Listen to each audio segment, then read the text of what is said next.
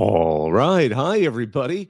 Welcome back. It's our CFB Talk 179. I'm Bobak Ha'Eri. It's Tuesday night. This is when we like to talk to you about everything that's going on in college football. So if you'd like to join the conversation, you can always hit request in the bottom left of the Twitter app, and we'll get you up here. We'll talk about whatever it is you'd like to talk about here as we continue through this lovely off season. So several things going on these days. Obviously, one of the bigger stories right now, well, actually, since we last hosted on Tuesday, we had a separate show kind of talking about Harbaugh's departure to the LA Chargers, and some things have been added to that. Sherrone Moore is now the new head coach of Michigan, unsurprisingly. Some of the departures with Harbaugh are not entirely surprising. His son Jay is going with him. Mostly losing Minter, the defense coordinator, is a big loss, but we'll see how they replace that. I think Moore's elevation to being the head coach was inevitable, and he was really the biggest choice that they had for that. So let's see. I see, John, your hand was up. I'm going to let you up here. Some other things going on. I mean, there apparently is now a new investigation against Tennessee. The New York Times actually reported that, I guess, there was use of a private jet to bring their quarterback to campus when he was a recruit. It seems like, setting aside the fact that it's Tennessee is kind of secondary to this. It's the NCAA is finally apparently starting to crack down on some of the Wild West of NIL that's been going on for the past several years. Obviously, Florida State recently was given some notice. That one was more minor. It was when Alex Atkins was driving a potential transfer to a meeting with their collective as well. That transfer ended up staying, and that seems to be how the NCAA got tipped off. But lots of things going on here in college football. John, what's going on? How are you? Hey, man. How you doing tonight? Good, thanks. Well, I'll throw a little bit of a softball at you here. Now with officially the news of Coach Moore, with the internal hire, what are your thoughts about it? Do you think it's a good hire? Do you think it's a good fit? What do you think is the expectation for Michigan for this next season and maybe the seasons beyond? I think it was a good fit only because the way Harbaugh built Michigan was kind of a little less than traditional for a program to win the national title, kind of for the direction the program went. Because we've seen how, obviously Alabama and Georgia have done it, and Alabama is now kind of a wait and see how much of that consistency can continue under Kalen DeBoer.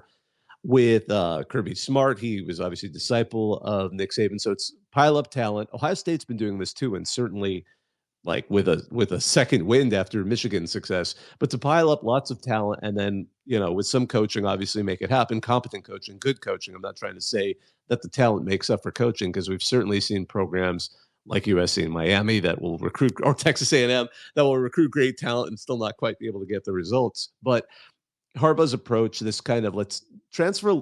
They had some transfers. Obviously, there's some notable transfers on that Michigan roster, but building up a lot of these big recruits they brought in and building up that O-line and kind of that physicality that is key to how he played, almost going a little bit backwards away from things that were like the spread and then kind of, I should say, the air raid and kind of the more aggressive passing, going back to a more physical, run-heavy, balanced offense. I think Sherrone Moore is perfect for kind of keeping that up because that was his thing. Obviously, he's offensive line guy, which is also a nice thing for keeping that kind of offense rolling. I think they're losing a couple of key people like J.J. McCarthy, Blake Corum, most of the O-line, but they're keeping some key guys like Donovan Edwards, who, despite a kind of a weak overall season, really came back roaring in the title game. Colston Loveland's back, Samaj Morgan, Tyler Morris, Mason Graham, Will Johnson, Rod Moore. A lot of good guys are coming back on that defense as well. So it'll be interesting. I don't know if they're going to necessarily maintain where they were going to be, and I don't think even Harbaugh expected that, quite frankly, heading into the next season. But I think that was a great question. Do you have a quick follow-up? And I'm going to let up Ski Masks Murphy. Yeah, just following up on that, do you think the departure of Harbaugh and having Moore promoted and the key departures going to the NFL draft and graduation, do you think that affects the preseason ranking for Michigan coming into next season? Do you think all of this maybe pushes them back further than they maybe initially would have been ranked? That's a good question. I mean, I've seen some rankings out there that puts them kind of in in the top 10, not necessarily the top 5. I think it's kind of an interesting question. I don't know if where I would put them. I would put them maybe in the top, oh, I don't know, 15 and let them work their way back up. Like not like completely drop them because I think there's going to be a level of consistency there. I'm not expecting just because of some of the key changes, especially JJ McCarthy. Having him as your quarterback. I know they didn't necessarily heavily rely on him, but you can't undersell having someone who is competent and apparently, according to the draft predictions, quite a better quarterback than necessarily some might realize, at least from the way they used him. But yeah, I think Michigan. I've seen sick. I think Stuart Mandel has him as number 6 right now. I don't know. We'll see. I'm putting them somewhere in the top, 10 to 15, and then with an opportunity to work their way back up. But losing Jesse Minter, losing just Harbaugh himself is a bit of a jump. We'll see. I mean, it's kind of like Alabama. It's really hard to predict. Their talent's going to do well. And again, I'll beat a dead horse and use the example of Larry Coker at Miami. I mean, with enough talent, you can look great that first season you're the head coach, and then you kind of see where they were in year 2, year 3, and all of that stuff. Ski Masks Murphy, what's up?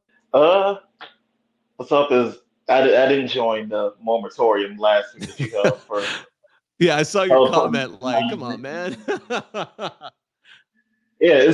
I mean, we all sort of saw it coming, but him taking a decent amount of staff on us, losing guys, I would say I feel confident that we'll more than likely be in the playoff. I don't know if we're beating Ohio State, but keeping the continuity with Sherrone Moore and also him being an offensive line coach makes me more confident that things could hold on and get us another chance than like things are going to go pretty bad.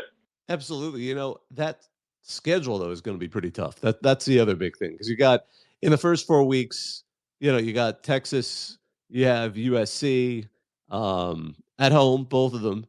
You get Oregon at home, but that's still a tough game. So they're going to get some of the better programs in addition to their non-conference schedule, and of course the rematch at Washington. I wonder of the 4 semifinal teams. I think Washington's the one that's going to take the biggest drop, not just because of the coaching change, but they lose Penix, they lose a couple of guys that transferred out. I think they're the team of that 4 that is going to probably have the biggest drop off. I think Texas and Alabama are going to be. I mean, Texas is probably going to be one of the top 5 easily heading into next season. I'm not sure where people will put out. Alabama's again mysterious, but I think again top 10 is a little bit more believable there, only because they still got Jalen Milroe, which is a huge thing to have there. But yeah, and then we just talked about Michigan, but yeah, it's interesting to think about that, and that schedule is going to be fascinating. I don't think Jonathan Smith is going to have Michigan State necessarily in a place where they'll be able to take on Michigan, but it's exciting. I can't wait. I mean, oh gosh, there's a couple of their games I'd love to cover this upcoming season if I can make the time. I don't get a chance to travel quite as much. John, I know your hand up, and then we'll go back to Ski Mask Murphy. Yeah, I had a question for both of y'all because I know Ski Mask. You obviously have the expertise when it comes to Michigan things. So when it comes to Coach Moore, was there any other candidate that we really think that was going to be hired? Or do we really do we think that Coach Moore was the only guy that was going to be really considered for this position? Well, I mean, I'm happy to go first on that. I don't think there was anyone necessarily serious. I mean, it was interesting to watch some of these names that were being thrown out there, and most of the names weren't necessarily surprises. They were more of the regular names you see for kind of the higher profile jobs, particularly in the upper Midwest, or just earlier this season, like Lance Leipold from Kansas, Kansas State's Chris Kleiman, some of the guys from the Ravens, obviously Todd Monken, who had clobbered them when he was at Georgia, as well as Mike McDonald returning.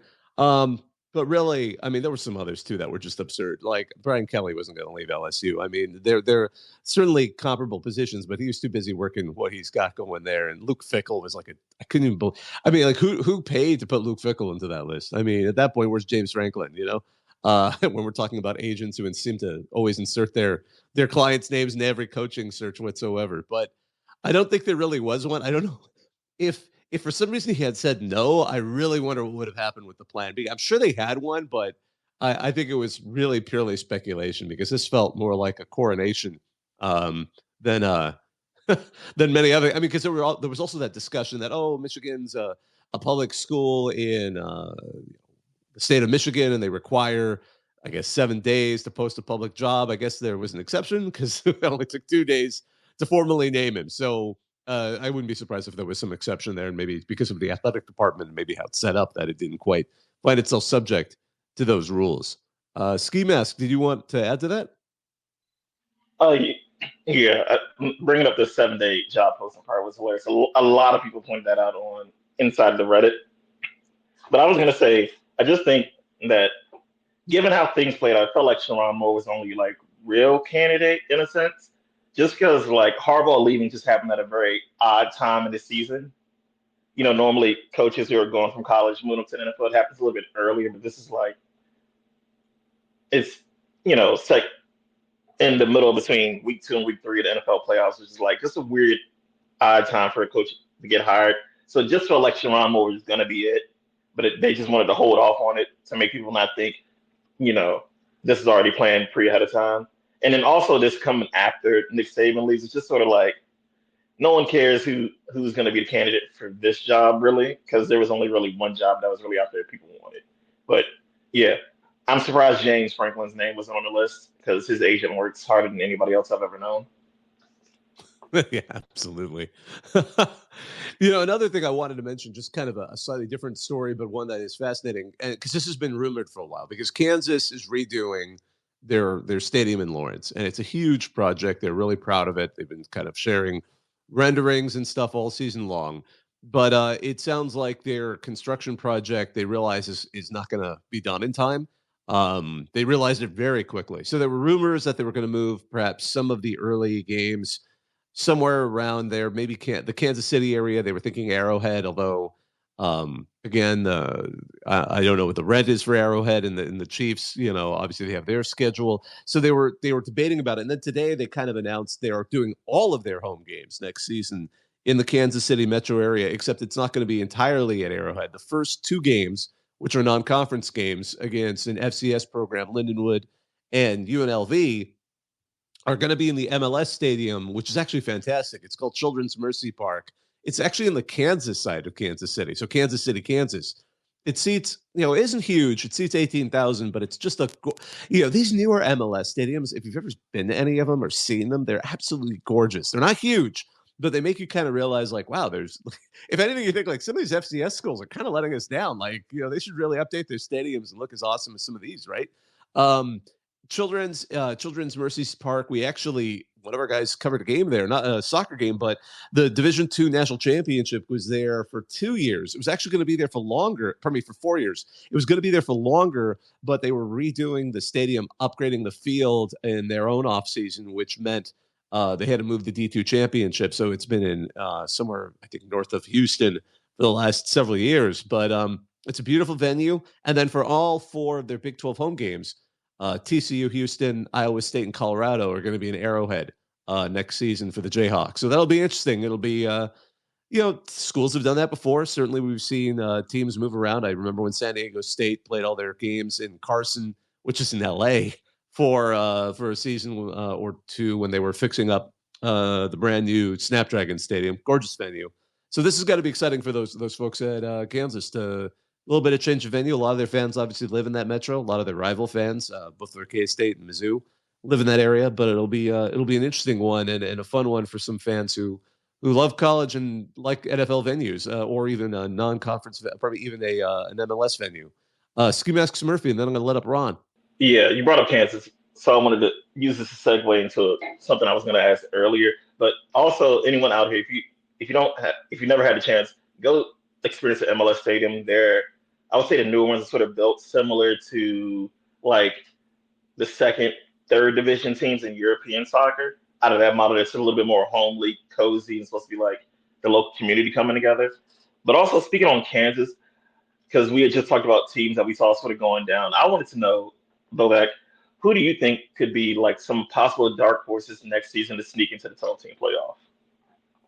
Boy, who I'm thinking of right now is NC State. Only because when I saw Grayson McCall was heading there from Coastal Carolina, that's like the classic sort of like the way you become a dark horse is like you end up with a quarterback that's really good and they keep that program going. And I know they got some other transfers as well. They got they got a guy from Duke, as I recall, their running back Jordan Waters, and they have some other decent talent around the ball.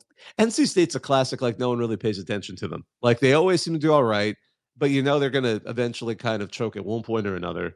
And this could be a season where they surprise. So they would be one where I don't think anyone's really paying attention to them. But the fact that they got Grayson McCall, who's been like a starter for it feels like he's been a starter forever at Coastal Carolina, joining them, giving them some extra talent that could get them going. It would be kind of like, I'm not going to use the same example but because to me, the real surprise last season wasn't even Kansas, it was Louisville. Like Louisville, first year head coach. I mean, not first year head coach, but first year in that system, taking the talent they already had with a little bit of supplementation and just absolute, and not even a great quarterback. It's like they got a journeyman quarterback, and they were able to come within a reasonable distance of getting into the 4-team playoff. I mean, they were a real dark horse, but they stayed in the background for a while. I mean, it took until like the last couple of weeks for them to finally fall out. And now with a 12-team playoff, suddenly these teams that you're like, well, a lot of things would have to fall right for them to make a 4-team playoff. We're talking a 12-team playoff. They could have a really good year and not even win the ACC and get in, as long as, they do well in the rest of their schedule. I haven't actually, now here I'm feeling like I should have had this handy in front of me before I even said that. But I mean, I'm looking at their schedule is, the second week we're going to know really quick because they play a neutral site game in Charlotte against Tennessee. That'll be an interesting one because I think Tennessee, they're hard to pay because last season, again, we were expecting a little bit more from them, but that quarterback looked so good in the Citrus Bowl that maybe this will be their year, pending all this NCAA stuff. But whatever happens in the NCAA, it'll be 2025. I won't even care about it no matter what team you are. Just don't worry about it later. Michigan proved, like, if the NCAA is on your back, just get through the season. Just get through the season. None of your fans are going to care. And USC fans still count 2004. They really don't care what happened with Reggie Bush's rent for his parents' house. Like, I mean, but the rest of the NC State schedule is pretty reasonable, and it's still crazy to think that they have Stanford coming to town, and they have to go and play at Cal. Oh my gosh, those are. Oh no, the games are after each other, but there's a bye week in between, because I was like, that would be hilarious. I get the California sampler in this new ACC that we've got right now. My goodness, Ron, what's going on? Nothing much. I just wanted to say, yeah, MLS stadiums are badass, and I think more college football teams should build more stadiums like MLS stadiums. Like, why does Rutgers need a stadium that seats 40,000 people? We don't have 40,000 people going to games. You say that, but watch, that's going to be the season New York suddenly wakes up and everyone in New York wants to go to a Rutgers game.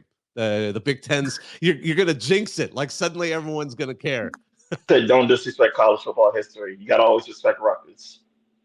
Brother, Rutgers is like the college football history. We existed.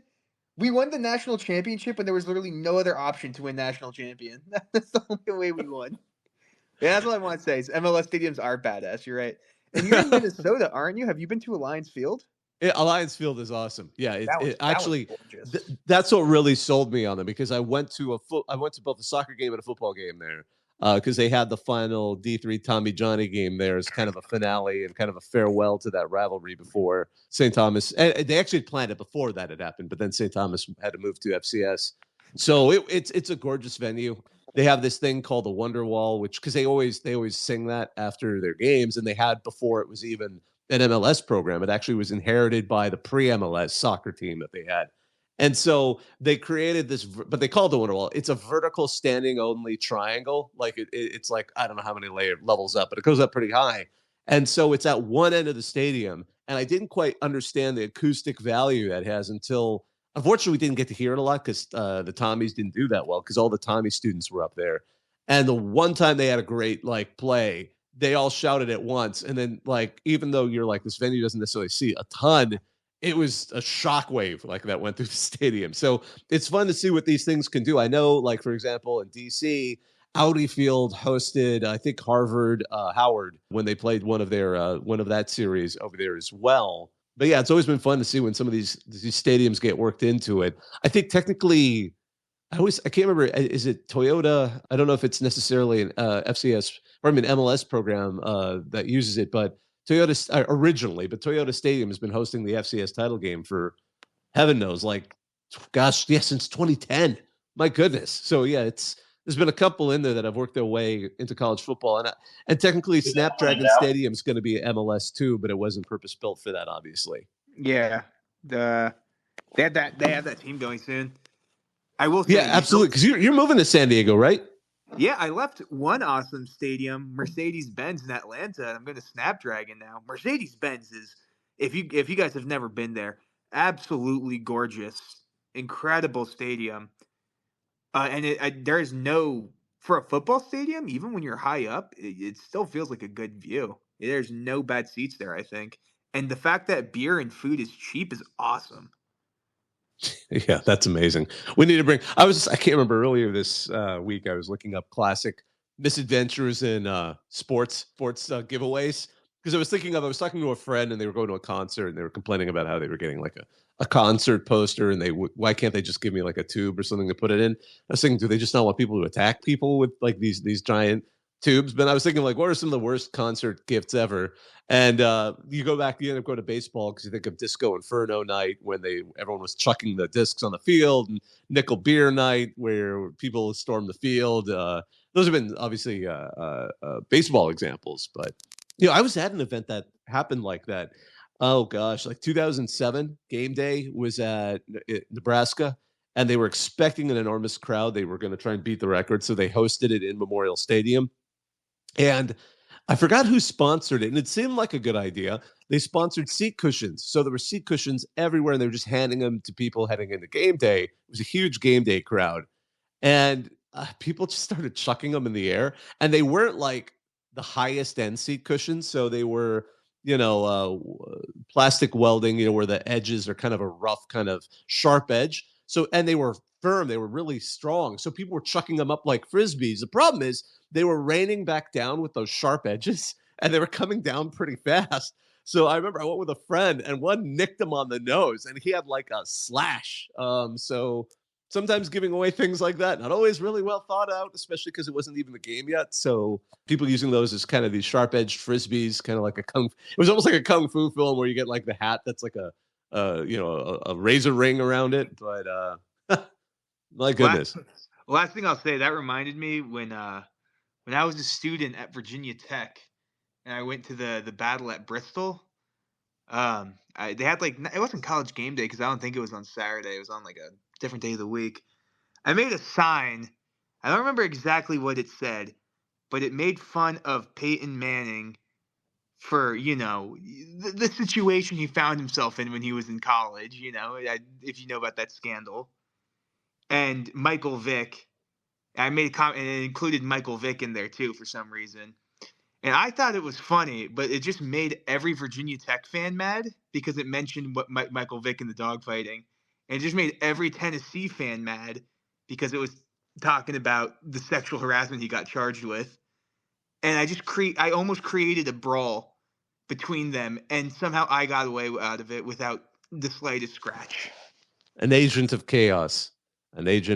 Just like, well, I heard Jim Harbaugh described as an agent of chaos, but that was a totally different agent of chaos. That's the, let's create the havoc. Man, I wish that would have such a fascinating game. I'm surprised they haven't tried to redo that kind of a game again. But that was absolutely fascinating when they had that at the Battle of Bristol.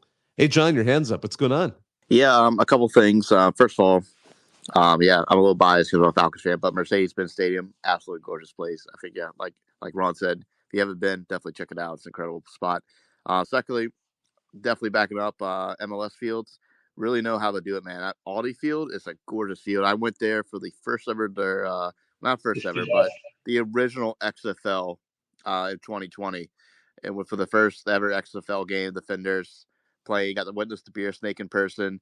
And it was an incredible experience. And like Ski Mask and Ron saying, it feels homey. I really do think that should be a great design going forward for a lot of stadiums for respective audiences. And third thing, most importantly, and also a general question for you, when can we give Reggie Bush his Heisman back? I mean, this is getting ridiculous. I'm seeing Iowa linemen getting beef and corn and beer well, not beer, but maybe beef and corn sponsorships and NIL deals. But we don't have the competency of society to give Reggie Bush his Heisman Trophy back. I feel like we every year we go through this, we're failing the man, and it's just getting ridiculous at this point.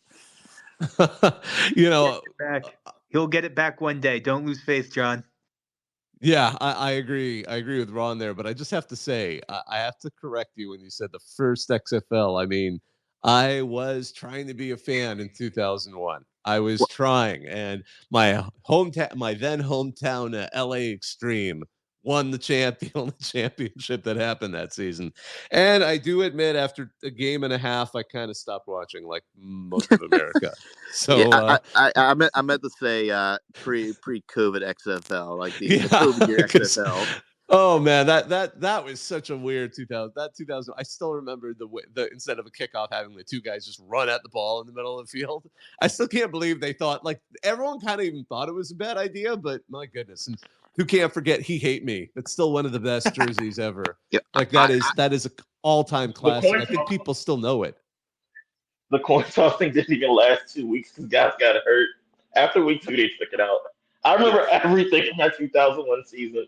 I was too young to just like even be sentient. Essentially, I was like 4 years old when that was going on, barely. Yeah, but I know "He Hate Me." Yeah, "He Hate Me" was classic. I mean, oh my gosh, Ron Smart, baby. You know, I mean, and I remember it was so influential that even Spike Lee made a movie called "She Hate Me," which was a play on Rod Smart's. I think there was even a little like a reference to it. So I mean, that's like one of those moments where, I mean, the fact that they let guys put nicknames on their jerseys, I was actually surprised that didn't survive. College should allow that. Can you imagine a college team with that? Oh man, I would tell you what, I think I hate to flash forward to 2020 just because it was my own personal experience, but I think the best thing they ever did in XFL in that year was they would do interviews with guys on the field if they made a mistake. The kicker that day for the Defenders missed 3 kicks and 3 field goals. Every time he missed a field goal, a reporter would sprint on the field full speed and go to him before he even got to the sideline and ask him, "Whoa, how do you feel about that field goal you just missed?" Every single time, and that was the funniest thing. I wish they would do that in the NFL or college setting, just for the pure chaos of it all. I swear, wasn't that Pat McAfee doing those interviews that year? It was later, but it was a young lady. I can't remember her name. She was doing those for the first game. Yeah, because I know they had a funny little setup where once Pat McAfee got there, and all the sideline people was they worked both sidelines, so they literally run across the field for whatever happened, and Pat had to do everything on special teams related. So I remember one week a guy did miss a kick, and you just see Pat in the background on the screen just running across to get that interview. Good stuff, man. You know, the nickname. Speaking of the nickname thing that you mentioned, Bobak, if they did that in college football, just imagine all the boomers that would have a heart attack watching a lineman wearing like 82 with like some silly on his jersey, like a Penn State jersey. Venmo me. It's going to send some old guy in College Town or whatever the hell it's called to the hospital. Yeah, no. I think it could be really funny. And oh my goodness, yeah, I agree. And one thing I do forget, or one before I forgot, is I noticed one of the few times I watched. I don't know if this was a conference only thing because again, they're hard to find now. But for a brief period of time, they put a lot of those Canadian college football games because they play U Sports football up there on like free streaming, like official streaming sites, and now a lot of them are behind paywalls. I'm not going to pay for that. But I remember I was watching this one game and they were doing sideline interviews with the players during the game. I'm like, this is bonkers. Like no one's watching this, but this is actually really entertaining because they're, it's Canadian football's higher speed. It's 3 downs. They tend to get really aggressive with some of these plays. And yeah, they were just talking to the players, college players in the middle of the game. And I'm like, this is wild. And no one, I'd never seen that before, but that was great. Let's see here. Ski Master Murphy, I see your hand up and I see Quacker PI. I'm going to let you up as well. I just want to say what is going through, what you just talked about with Canadian college football, Canadian Football League. Us going back to the XFL, even maybe arena football could come back. It just sort of shows you like every other league has like the best innovation that the NFL just can't think of. Because I remember with the failed experiment, the Alliance Football League that couldn't pay the players. One thing they did on there that I thought was interesting was that during a challenge or a booth review, you would actually be in the booth and hear the audio from the person actually looking at the play and seeing what's actually breaking down. I just think that's a good idea because, Oh, that's great. what the XFL gave us the what is it? Skycam is XFL, right? The original 2001 XFL was Skycam, That sounds right. Yeah. And then, but yeah, you said the LA Extreme, your team won the championship, but I do remember that championship did not fully broadcast. It was Ron, you missed out. It was that season was such a mess, but it was so beautiful. Yeah, it was. I had friends go to the first LA Extreme home game, and they told me it's like, so this is because you got to remember LA was kind of interesting because they had lost both NFL teams for all that while. Both the Raiders and the Rams had left, and there was this joke where he was like, man, all the Raiders fans have shown up again, because he was like, this is one of the most wild, drunk, aggressive, fight heavy football audiences I've ever seen. And I'm like, yep, the Raiders are back. And they were back in the Extreme for that bit of time. But Quacker PI, you've been patient. What's on your mind? Hey, what's up, Or y'all? Quacker Pie. I get it. It's Quacker Pie. I'm so sorry. Sometimes. No, it's all good. It's all good. Hi. I was just wanting to call in and say that the XFL is goated. Agreed. I often watch clips from the early 2000s XFL. Amazing. I wish that more of that was there. Minus the injury causing starts.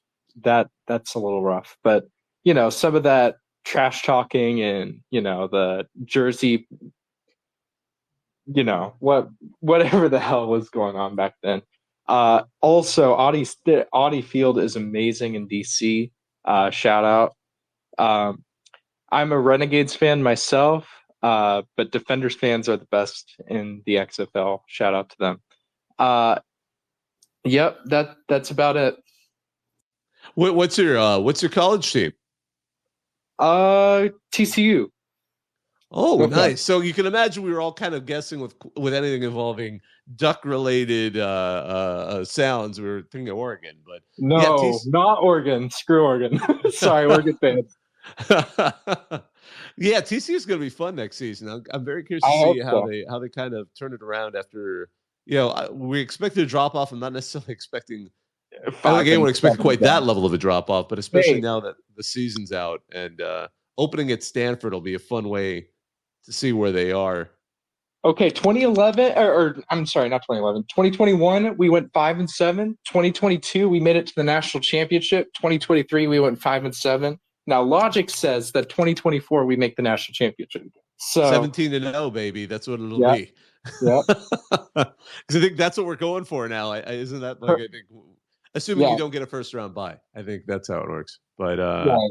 I don't think we're getting a first round bye. I don't think we're making the playoff. But hey, I'm fine with 8-4, 9-3. I'm really excited to see TCU play at Utah in a conference game again, because those were some of the most exciting games.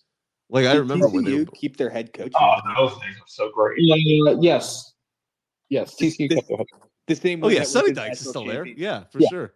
I mean, to go from the national championship to 5-7, even with a lot of roster churn, that's like a. Well, remember that was his first season when he made the national championship. I mean, he was at SMU the previous year, so that was just wildly successful. That was like the ultimate, like everything. As anyone who watched that season, I mean, they weren't supposed to go there, but like, I don't know. I guess it really depends on this year. If he has another bad year, does he go then? No, we like Sonny Dykes. Keep him around. Yeah, they like him. They absolutely do. Like to get to where they did that first season, he's bought himself at least a couple of seasons. And again, last season was just I mean, no one quite expected it to go quite like that, but also it was just kind of a weird start. Because remember, they were the ones that was like Colorado's Super Bowl, apparently, as it turned out. We had to sacrifice them at the altar of Coach Prime. I forgot about that. Man, am I looking forward to they got to be playing. No, they're not playing in the regular season next year. Oh, that's a shame. Guess they'll just have to play him the Big 12 title game. Am I right? No. I was at the Big 12 title game for that 2022 season. By the way, K-State fans, you're great. Keep it up. Yeah, that's about it for me. Awesome, man. Thanks for joining us. Hey, hold on, Quacker Pie. I saw your bio. Are you sending out invites to that Discord member of one right now? I want to double the membership. No, it's not up right now. So Awesome. Well, thanks so much for joining us, man. That was great. yeah, thank you very much.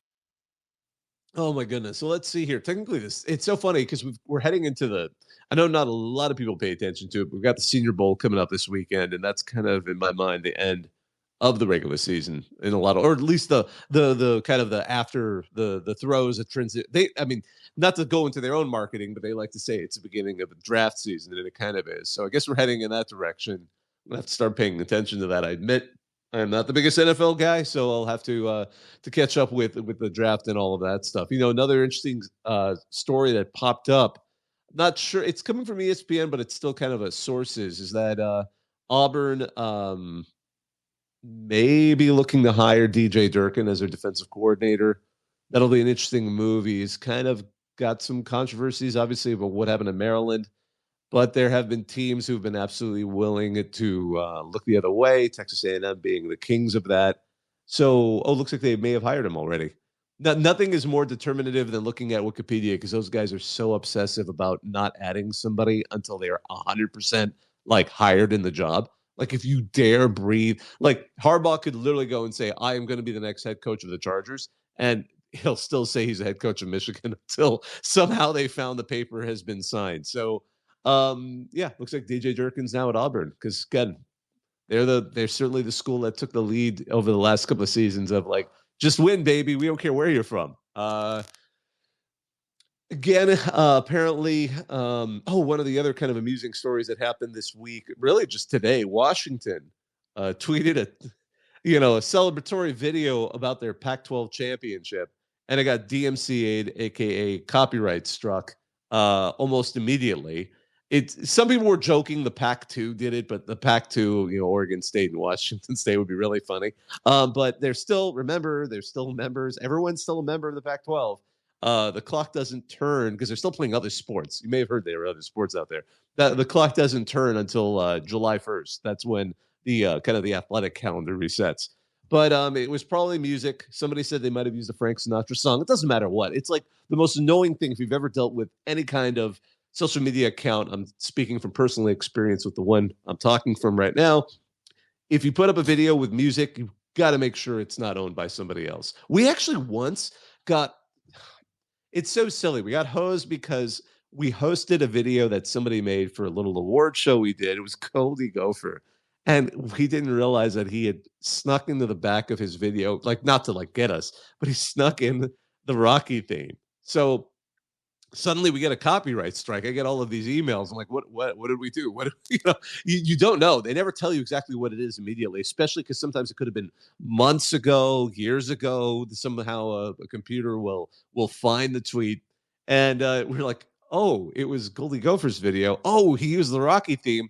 Oh, this company in London that is, taking a chunk of every copyright enforcement had filed it at us. So that's what I'm assuming happened to Washington. Just one of these silly automated accounts caught their championship celebration tweet and took it down almost immediately. So be careful of that. In fact, in the last, half dozen years, there have been several football accounts, like major college football accounts, that end up accidentally getting taken down because of that sort of thing. Because somebody doesn't think about it and accidentally gets a copyright strike and then doesn't clear it, so that next thing you know, a year later, 2 years later, you get a second or a third, and then your whole account gets suspended over it. But hopefully that doesn't happen to them. Ski Master Murphy, I see your hand up. Yeah, I just want to say with the DCMA thing, it's a lot because I run a very unsuccessful YouTube channel, but the stuff you will get DMCA takedown for, and when it gets fully explained, it can go all kinds of different directions. Because typically I just have the ones where it's like, hey, we're observing you're playing this video game and this song is on the soundtrack. So it's just like, here's just a note that's like, that lets you know, hey, your videos can still stay up, but also we're letting you know there's a copyright claim on it. So it's like, okay, that's cool. But then it gets into that minutia of like sometimes it's like, especially now with like I have videos that are older, they'll be like, hey, this is partially blocked. And then I'll go into it, it's like, yeah, you got 20 songs listed in here. All of them are fine except for one. And this one song, it'll be a rap song, but it's like, okay, this rap song, you're restricted. This doesn't show in Russia. It it's a mess once you get into it. Oh, absolutely. One time I got like just on my own personal Instagram account, I used music that Instagram said you could use, and then next thing I know, I'm getting like, oh, this is not able to play in the United States. I'm like, oh well, thank you. That's kind of where I am. So yeah, some of these are kind of silly like that, and the system will hopefully one day get fixed. John, your hands up. What's up? I'm not gonna lie. When you said you guys got struck, I was gonna think it was a song that was not 47 years old. So that's incredible that you guys were getting struck over a song that is old enough to really start considering its retirement uh, plans in the next like 10 to 15 years. So I am younger than that movie, but not by a whole lot. So I got to say that's really that's hitting me. That's hitting me deep. Oh my goodness! Hey, it's really is how you mentally feel. Don't worry about anything else. Absolutely. One other thing I wanted to throw up there too. I think it's Keyshawn Booth, the former LSU player. I don't know if you guys saw the illegal gambling charge he's got. Like, there's so many. The more you read the story, the more astonishing it is. He got arrested and charged with computer fraud and gaming prohibited for persons under 21.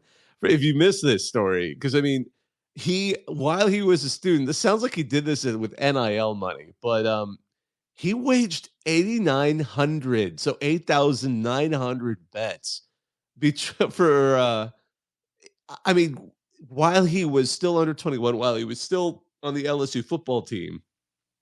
17 of them were on college football games, and 6 of them were on LSU games. Now, to be fair, it sounds like he was like betting on himself. In fact, he took a prop bet that he was going to get the most catches in the game, and he didn't. He also, if you guys have been reading about this, he wasn't even trying to hide his username. It was literally his name 01. That was like one of his accounts. And I mean, again, he dropped in, I think his initial wager. I mean, he was betting at one point. He had earned like $500,000 in gambling, but he had also ended up losing. So he actually lost more money than he had eventually put in.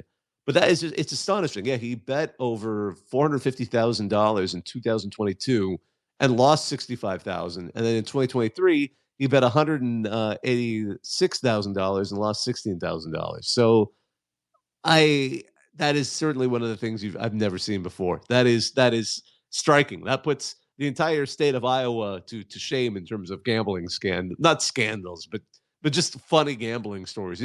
I see some hands up, but I want to let Beck. He's been really patient. What's on your mind? Hey, thanks. I don't know if you guys talked about the Tennessee NIL getting in trouble, and if you have, that's okay. But if you haven't, want to see if you have any thoughts on that. And the second thing is, once since Jim Harbaugh is gone, if NCAA years down the road issues anything, like, it'd be hilarious. I agree on that. And I really quickly touched on Tennessee super early at the very beginning of all this. So my thoughts on that were it just the bigger thing to say is because the story, and I think the New York Times added the context. Apparently, the issue is they took the current quarterback Nico, when they were recruiting him, the collective, which is a very, very well funded collective at Tennessee. They put him on a private plane to take him on a visit, and that apparently was not okay. Nothing crazy, like nothing. Far worse things have been accused over the years, but what really almost with that and what happened at FSU, where apparently again they're going after the program for the offensive coordinator driving a potential transfer to a meeting with a collective. That transfer ended up not happening. He stayed at his school. Those two in the last month have seemed to be showing that the NCAA is finally trying to at least somewhat crack down on what has been a very Wild West period in the collective market. What that does in the long run or even the short run isn't entirely clear. With the NCAA taking so many losses in courts, it seems like some of this stuff could get challenged, and it's not entirely clear it would work.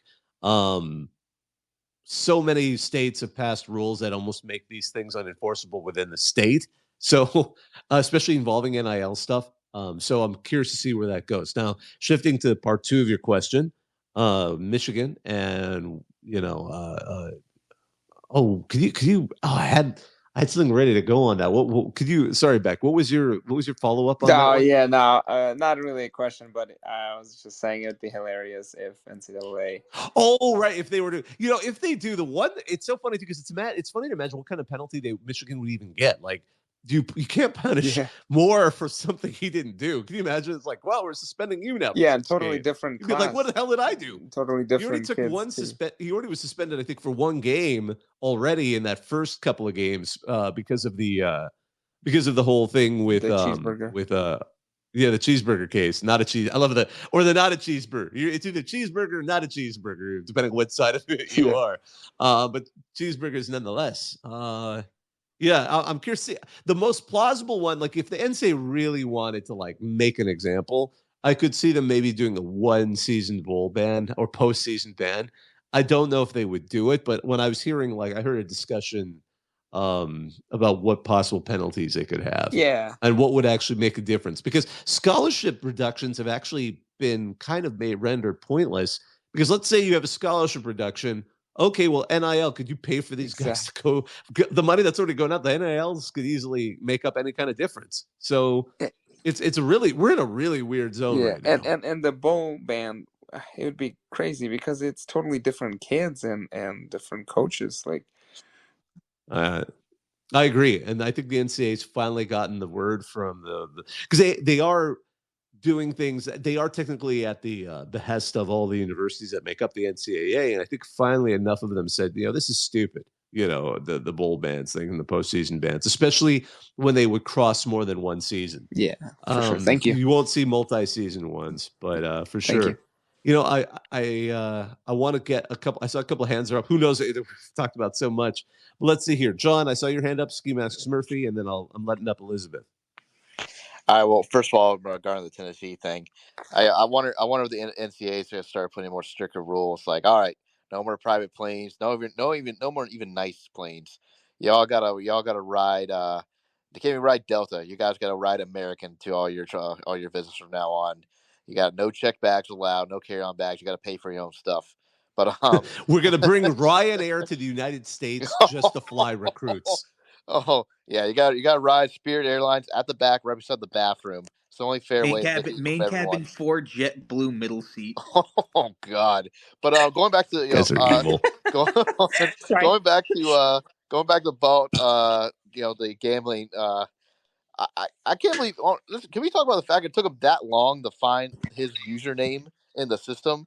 How did he get away for this 8,000 bets with his own name and then never hit any alarm bells on anything? How did his friends not say shocking part?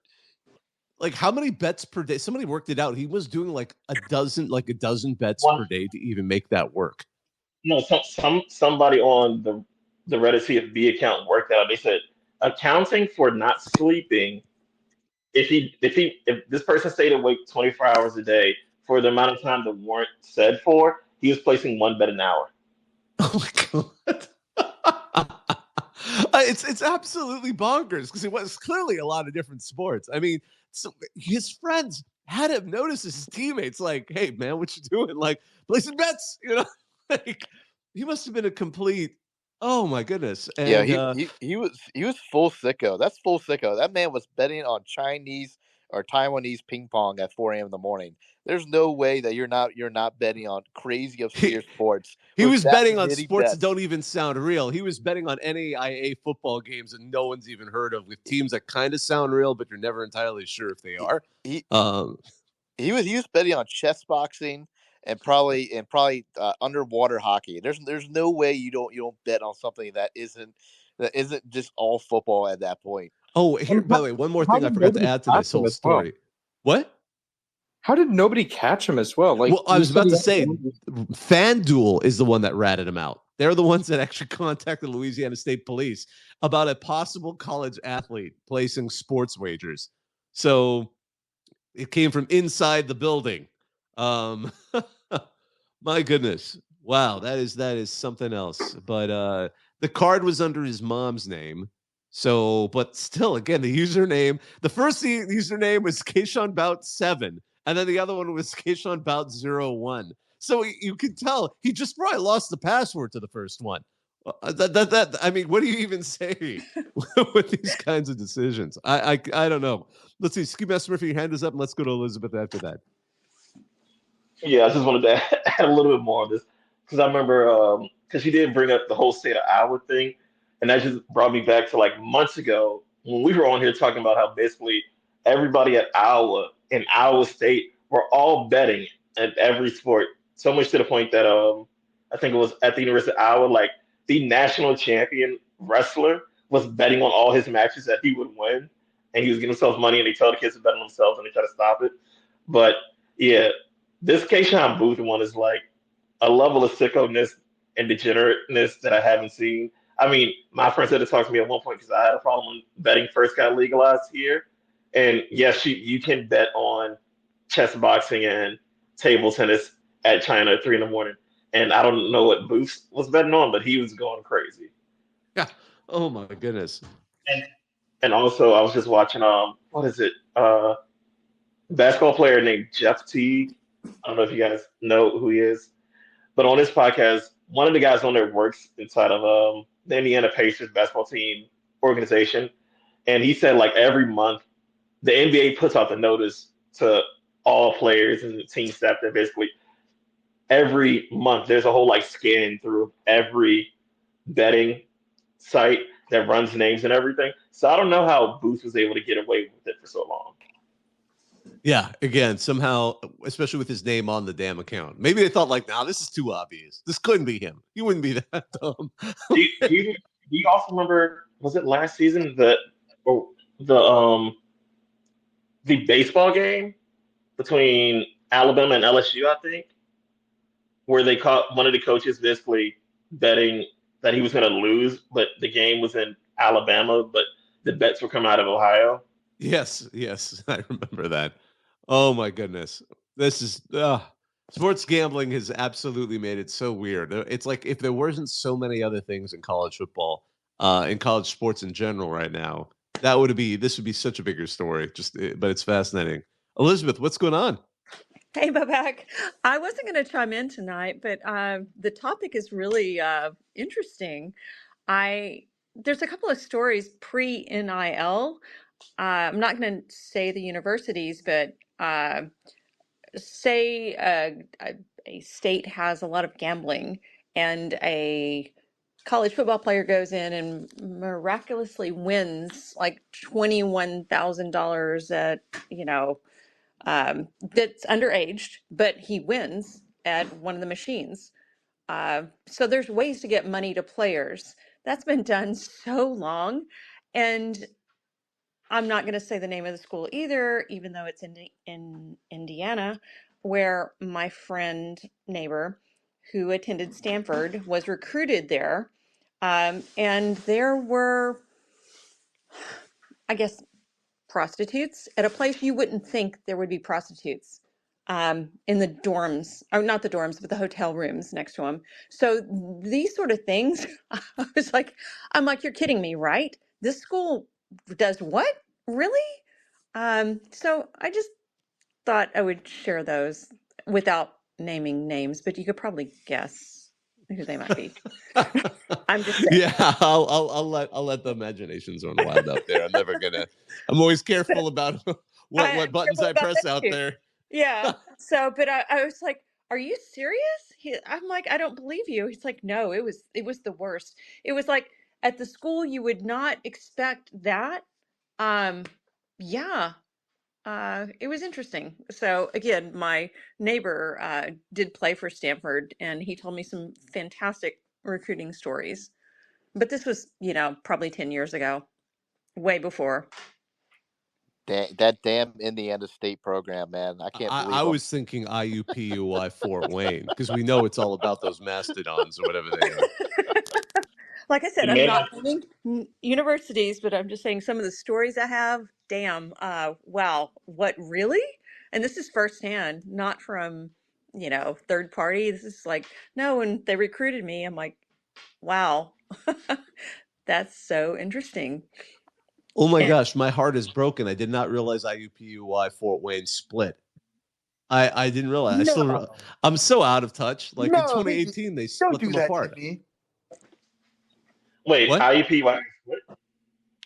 Yeah, Well, there's just some random tiny ass college. or yeah, maybe there's not two of them. tiny. There's IUPUI in Indianapolis, but then there was IUPUI Fort Wayne, and the reason they came up is because one year they made the D1 tournament and the Mastodons, which was kind of a funny thing. So because they were memorable. But anyways, we're on to you, IUPUI Fort Wayne. You won't get away with all of this.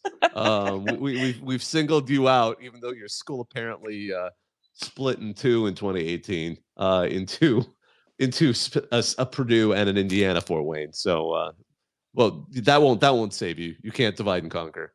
I'm heartbroken now because that was like one of my go-to just like random colleges. One of those like deep cuts, like I Middle was Tennessee actually State University, IUPUI Fort Wayne. It's like random colleges that no one thinks about. good Exactly. school. Even though he never set foot in the state of Indiana, shout out Rick Pitino, since we're talking about scandals. It might have been in Louisiana. I'm just saying. There was in Kansas in the 70s, I want to say, one of their basketball players had a Mercedes, and the NCAA was like, "Where'd you get this from?" He's like, "Oh, I work for the dealership now." And so the NCAA goes to the guy who owns the dealership, and they're like, "Okay, like, does he work here?" He's like, "Oh no, he does, but we just transferred him to a different one of our dealerships." So they just kept on sending the NCAA in circles over and over again until he graduated college, and then they were like, "Oh, he doesn't work here anymore," so they got the car back. That's awesome. It's absurd what we used to have to do for That's like these the Eric. players. What was it? A gold Trans Am with Oh Eric yeah, Dickerson. that's the car of choice for the SMU player. I mean, they even finally did a tweet based on that, didn't they? There was a tweet that they did in the last season or two that featured a gold Trans Am. They knew what they were doing. Yeah, and I think he just recently told the truth about it on the Pivot podcast, where his family, his grandparents could afford it, but it was like, you buy it, we'll give you the rest of the money. But I don't know. Still to this day, no one knows how SMU made it disappear from Texas A&M. Absolutely. Well, you know what, guys? It has been almost a perfect hour, and I'm going to use this as an opportunity to wrap this up. This is a fun conversation. This is a great time. It's always fun talking to all you guys and hearing from all of you. For those of you who listened, thank you so much. For those of you who participated, I always appreciate it. This was our CFB Talk 179. My name is Bobak Ha'Eri. We do these every Tuesday night at 10 p.m. Eastern. Throughout the off season, it's a little more relaxed in the off season. We kind of go as long as we need to, and kind of try and wrap it up in an hour or so. At longer if we need to, half an hour if it's kind of a quiet night. But I'll turn this into a podcast. We'll get this up wherever we have those. If you miss the beginning, this turns into a recording. I hope all of you have a great rest of your week. Hopefully, it's a little more quiet. No major coach changes, retirements, anything like that. Hopefully, some wackiness happens for us to talk about next week. We'll see. Always stuff to talk about. Thanks for joining us. Now I'm gonna hang up and listen.